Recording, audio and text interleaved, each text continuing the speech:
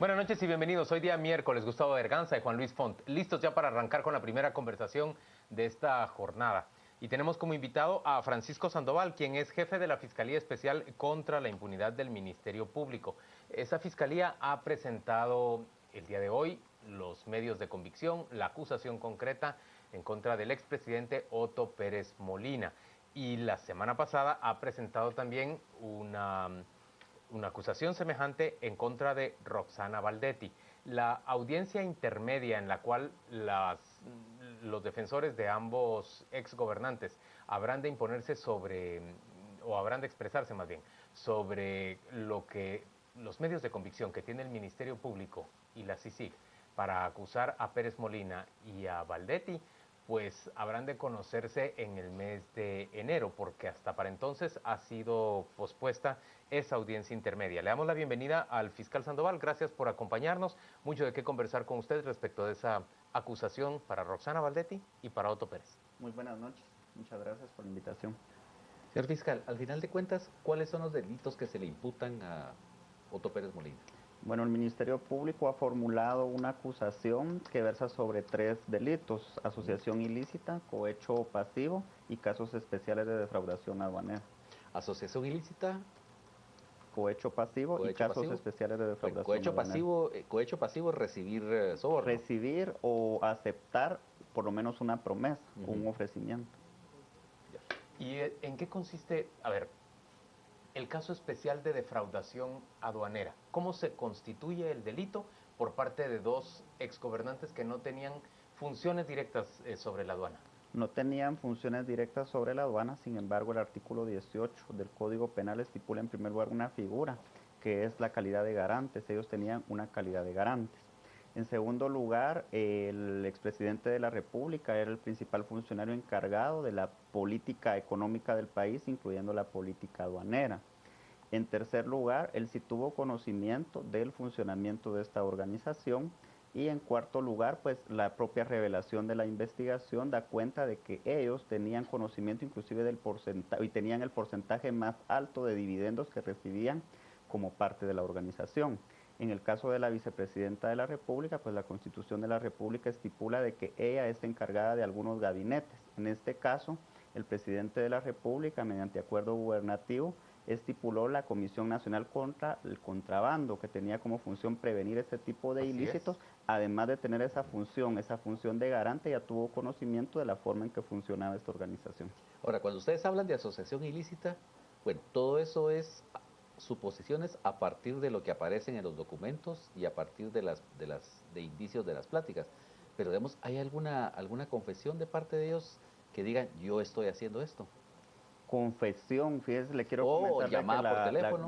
no existe llamada telefónica. La verdad es bien difícil de que en cualquier agrupación criminal alguien hable de yo soy responsable, yo me reconozco. Usted no lo va a encontrar ni en este ni en ningún otro caso. Que admita de Que manera admita de expresa manera la comisión de expresa delito. exactamente. Además, un rol directivo dentro de una organización criminal jamás en la vida se va a ensuciar las manos, como decimos, sino para ello tiene intermediarios, tiene mandos medios que ejecutan las instrucciones que ellos les vierten.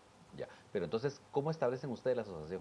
La asociación ilícita se establece del cúmulo de medios de convicción. En primer lugar, algo que es importante y que, por ejemplo, la ley contra la delincuencia organizada exige es que exista un análisis criminal y que el análisis criminal determine que efectivamente cada uno tenía un rol dentro de la organización y que dé la idea de que se cometió el ilícito, de qué forma. El verbo rector de este tipo penal es la concertación, que ellos se hayan concertado y que cada uno tenga un rol específico y que el total de integrantes de la organización hayan recibido algún beneficio. Ahora, ¿ustedes tienen medios de convicción para demostrar esa concertación? Sí, los tenemos. ¿Y puede decirnos en qué consisten? Bueno, los medios consisten, en primer lugar, existen aparte de los testimonios, las llamadas telefónicas y así también el propio conocimiento que ellos tenían de las tablas de distribución de ganancias y del funcionamiento de la organización. Hay una pregunta que en los últimos días me han realizado. Mire, usted tiene, ¿cuál es el principal medio que usted tiene? Esto no funciona como un simple hecho de que tengo el arma de fuego, estaba registrada a nombre de una persona, sino es todo el sistema que se todo establece para defraudar. efectivamente, todo el análisis que se ha realizado del cúmulo de medios es un hecho complejo. Debemos de tener en cuenta de que para que este sistema que se autodenominó la línea funcionara, tenían que estar perfectamente alineados todos los engranajes.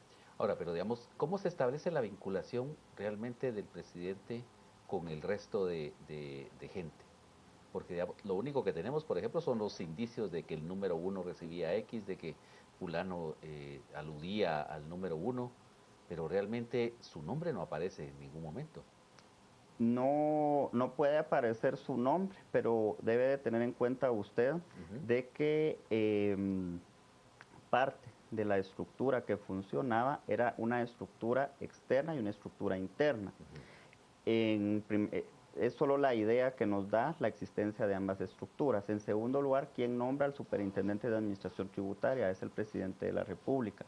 En segundo lugar, las propias conversaciones telefónicas denotan el interés que tenía el propio presidente de la República para la designación de un superintendente de administración tributaria que efectuara sus funciones acorde con los intereses de la organización. Nadie más en el país puede designar a un superintendente de administración tributaria si no es el presidente de la República. En tercer lugar, existen otros elementos. ¿Por qué él da instrucciones a personal de la SAT? ¿Por qué él está preocupado por las ganancias de la organización? En cuarto lugar, la existencia de tablas. Esas tablas no fueron tablas que crearan un analista financiero del Ministerio Público, un analista financiero de la Comisión Internacional contra la Impunidad. Fueron tablas que fueron localizadas por el propio Ministerio Público.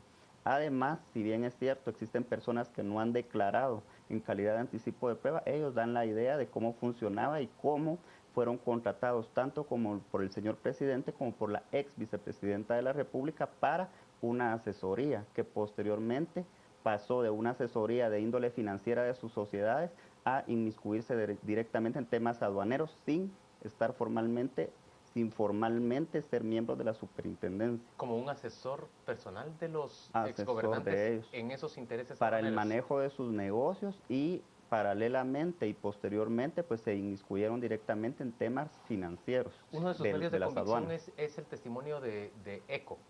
Pues él nos da una idea, un indicio de lo que podría ocurrir. En realidad él como valor probatorio no tiene en este momento porque no ha declarado, ni siquiera puedo yo hablar si ha formalizado algo con respecto de esta persona. No obstante lo anterior, el artículo 91 del Código Procesal Penal permite a una persona que ha declarado pues que su testimonio sea valorado, se ha cumplido con las reglas del debido proceso. Ahora, en el caso de las vinculaciones, de nuevo, ¿cómo establecemos realmente que, por ejemplo, gente como Luis Mendizábal, que gente como el capitán, ¿cómo se llamaba? El teniente Jerez. El teniente Jerez realmente tenían vinculación con el presidente. Bueno, del teniente que tenían vinculación con el presidente de la República. Bueno, el teniente Jerez era una persona que tenía un mando operativo dentro de la organización. Él se encargaba de la organización a partir del mes de octubre. Debemos de tener en cuenta de que inclusive están documentadas, no le voy a decir existe una fotografía donde está el presidente de la República, pero por ejemplo con el anterior jefe de esta parte de la organización, que era el señor Osama Aziz Aranqui, el señor presidente de la República sostuvo reuniones con él. Posteriormente, él permitió de que el señor Jerez se involucrara dentro de la organización y eso nos da cuenta de que aparte de que él tenía el conocimiento, él permitió de que él efectuara la actividad que desarrollaba dentro de la misma, teniendo como precedente de que como presidente de la República pues debía de conocer los antecedentes de esta persona. Ahora, en el caso del presidente, prácticamente fue el último realmente que perdió su inmunidad. Ahora, ¿qué de nuevo hay a partir del momento en que pierde su inmunidad? ¿Qué otros medios de prueba se lograron reunir después de que el presidente renunció? Bueno, después de que el presidente de la República renunció, pues finalizó el análisis de la información que había sido secuestrada en los allanamientos realizados a partir del 16 de abril del presente año. Al final de cuentas, en ese informe de análisis criminal se pudo sintetizar no solo la información de las interceptaciones telefónicas, que todo el mundo nos preguntamos si había 100.000 interceptaciones, como dicen, solo en una aparece él y solo con eso lo vinculan. Pero aparte de eso, permitió finalizar el análisis del análisis de alrededor de 500.000 documentos. Imagínense qué aburrido sería un debate oral y público si van a ir a leer 500.000 documentos de una persona, sería prueba abundante. Lo importante es que este plazo de investigación permitió sintetizar en informes de análisis criminal toda la información que fue obtenida. Francisco, ¿los mismos delitos por los que se acusa a Otto Pérez Molina son aquellos por los que se acusa a Roxana Valdetti o hay alguna variación entre la acusación a uno y otro? Efectivamente son los mismos delitos. Los hechos que cada uno cometió son distintos en el sentido de que el rol directivo que ellos tenían dentro de la organización era permitido dependiendo de la función que ellos desempeñaban. Él como presidente de la República tenía acceso o tenía contacto con algunas personas y ella como vicepresidenta de la República en el rol que desempeñaba en el gobierno permitió y realizó unas conductas de acuerdo al papel que desempeñaba. Usted ya nos ha dicho que aquí en este tipo de delitos no puede haber, digamos, una prueba reina como el arma con el que ni se una comete un confesión homicidio. explícita. Pero lo que están preguntando nuestros televidentes por la vía del Twitter es si existe ya una evidencia concreta del dinero que fluyó hacia el expresidente y la ex vicepresidenta para demostrar que se beneficiaban de manera pecuniaria de esta defraudación aduanera. Mire, en el caso del tipo penal de los cohechos, actualmente nuestra legislación permite que una persona con solo que acepte una promesa, un ofrecimiento. En este caso es lo que se ha concretizado. Desde otra perspectiva, si nosotros decimos, mire, entonces si fluyó dinero ilegal por sus cuentas y eso es otro tipo de delito que se llama lavado de dinero, no lo dude que la Fiscalía, si en algún momento tuviera algún elemento al respecto de esos temas, lógicamente tendrá que presentar las acciones que corresponden en contra de estas personas. Pero esas son otras acusaciones y otros procesos legales. Podrían existir, no se lo puedo negar. Y en el caso del presidente, bueno, hemos visto que en el caso de la ex vicepresidenta ya ha avanzado un proceso para extinguir muchos de los bienes cuyo origen, pues aparentemente va a ser difícil de probar que sea lícito. Pero en el caso del presidente, ¿qué se ha hecho en ese sentido? Mire, le quiero comentar que el artículo 10 de la Ley contra el Lavado de Dinero u otros activos establece de que la investigación está reservada.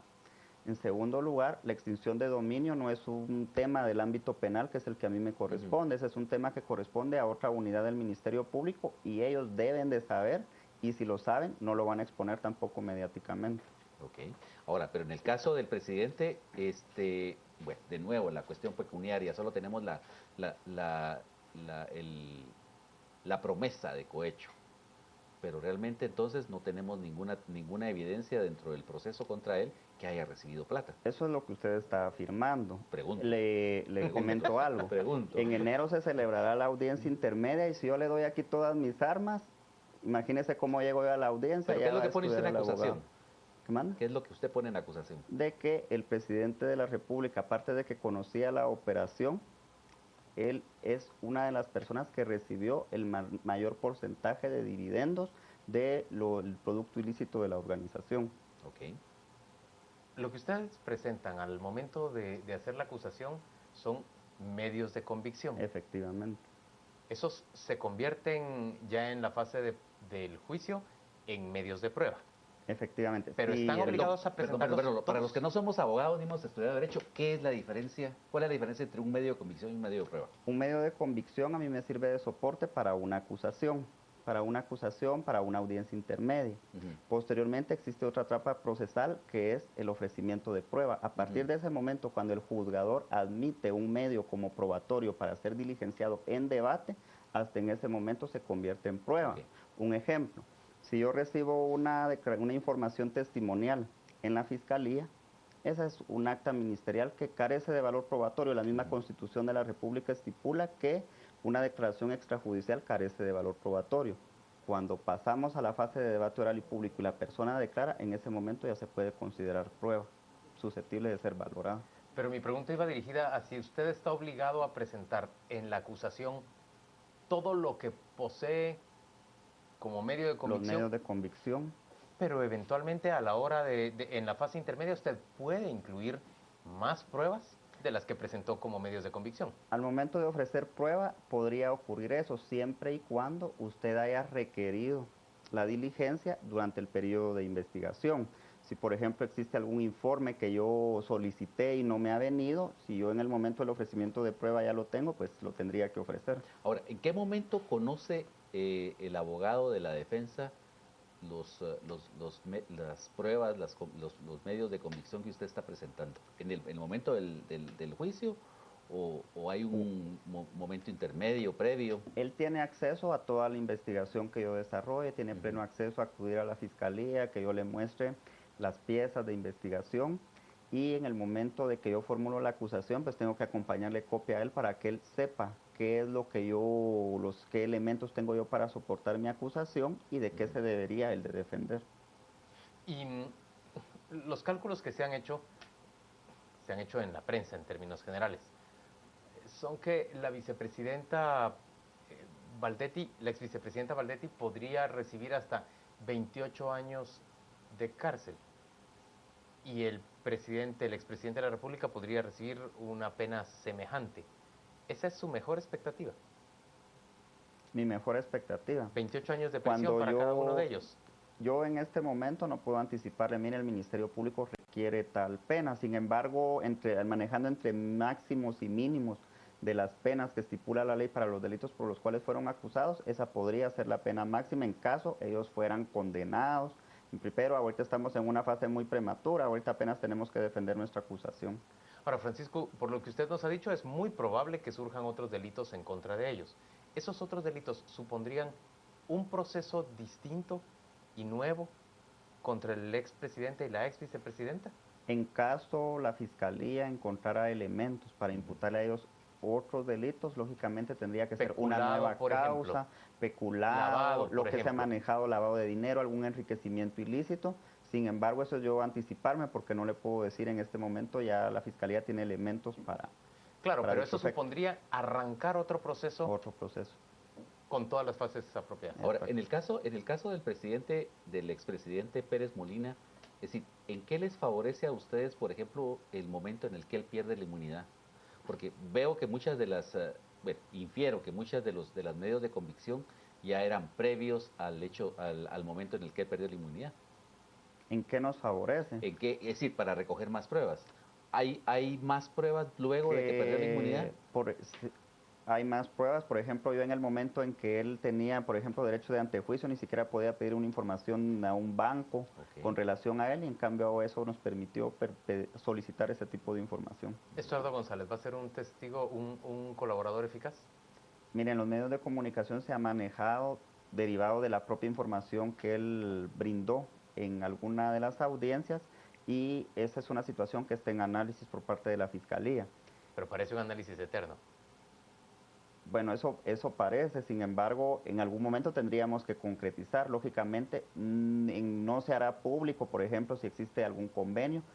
Si no existe algún convenio, ¿por qué? Por la propia seguridad de él. Usted no sabe lo que implica aquí en Guatemala de que una persona esté detenida y que se tenga la idea de que, por ejemplo, proporciona información a la Fiscalía sin que yo le pueda confirmar a usted si él ha proporcionado o no. Existe temor, como el temor que tenemos, por ejemplo, los fiscales, también existe temor de este tipo de personas. Ahora, pero ¿en qué momento vamos a saber si él es un colaborador o no es un colaborador? Eso se va a hacer público en el momento en que él se convierta en colaborador, o en caso de que, por ejemplo, no fructifique algún tipo de negociación que pudiera existir, se hará público también. Entonces eso, por ejemplo, el momento de la etapa intermedia será un momento crucial, ¿verdad?, en el que todos tendremos derecho a saber qué es lo que está ocurriendo. ¿Cuánta libertad tiene la Fiscalía para negociar? Es decir, ¿hasta qué punto pueden negociar? ¿O qué es lo irrenunciable? Bueno, los puntos que la ley son los puntos que la ley estipula. O sea, la ley contra la delincuencia organizada estipula qué tipo de beneficios se puede brindar, qué tipo de beneficios se puede establecer de acuerdo a la etapa. ¿Qué tipo de beneficios se puede brindar? Por ejemplo, una pena reducida. La ley establece, por ejemplo, puede ser un beneficio de rebaja de la pena, puede ser un beneficio de criterio de oportunidad, libertad condicional, depende del momento procesal. Criterio de oportunidad, explíqueme qué es eso. El criterio de oportunidad es una medida desjudicializadora que se aplica en delitos que no son graves, que no atentan contra la sociedad, que no tienen gran magnitud social. Hay otro actor que también me llama la atención qué implicaciones puede tener, qué consecuencias puede tener sobre la acusación sobre Otto Pérez Molina, que es Juan Carlos Monzón. ¿Qué nos puede usted decir de eso? ¿Se va a incorporar algo? ¿Ha servido algo el testimonio de él? Como él no, en realidad, si se recuerdan, cuando él declaró que fue algo público, pues los elementos que brindó fueron elementos generales que de todo modo son de público conocimiento, ¿verdad? Okay. Francisco, parece que con estas dos acusaciones que ha presentado usted la semana pasada y esta semana, en realidad están alcanzando o se están aproximando ya a un momento crítico para la lucha contra la impunidad en el país. No ha habido un proceso más observado, más aplaudido y más acompañado por la ciudadanía que las acusaciones y el licenciamiento del proceso en contra de la ex vicepresidenta y el expresidente. Le da miedo fracasar y que un juez absuelva a sus acusados. En todos los casos que la Fiscalía presenta, en cualquier caso, pues existe ese riesgo. Lógicamente, este es su caso más importante de la vida. Por la magnitud que representa. Sin embargo, la Fiscalía al momento de acusar responsablemente considera que tiene elementos sólidos que brindan la probabilidad de que esos hechos sean demostrados en debate oral y público. Lógicamente, lo que ocurre en un tribunal de sentencia, pues ya será, en primer lugar, el papel de la Fiscalía defender la acusación en caso se abra juicio y será criterio de los juzgadores la valoración que le den a los medios que la Fiscalía presenta.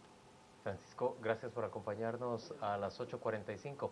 Vamos en este momento con nuestro compañero Juan Carlos Sandoval. Él nos cuenta qué se está diciendo en las redes sociales sobre esta conversación con quien representa la acusación o ha presentado ya la acusación en contra de Roxana Valdetti y Otto Pérez Molina por los primeros delitos que se les imputan a los exgobernantes. Gracias, Juan Luis. Estamos en las redes revisando lo que se comenta luego de la entrevista con el jefe de la FESI. Nos dicen que otras pruebas tienen para llevar a juicio a Pérez Molina, a Roxana Valdetti y a Claudia Méndez. Rubén nos dice qué apoyo ha recibido de la IBE y también de la SAT y de la Contraloría. El licenciado Chacón, ¿cuántas personas sabían de esos negocios y no se beneficiaron o consideraron que no era su asunto? Muchos ojos, pocas voces, es lo que nos dice el licenciado Chacón. Ese será nuestro tema de análisis. Acusación OPM será nuestro hashtag de la noche. Carmen Lorena Ortiz y Ana Lucía Mazariegos en el análisis. Acusación OPM será nuestro hashtag de la noche. Antes, una nueva entrevista junto con Juan Luis y Luis Gustavo Adolfo. Quédese con nosotros.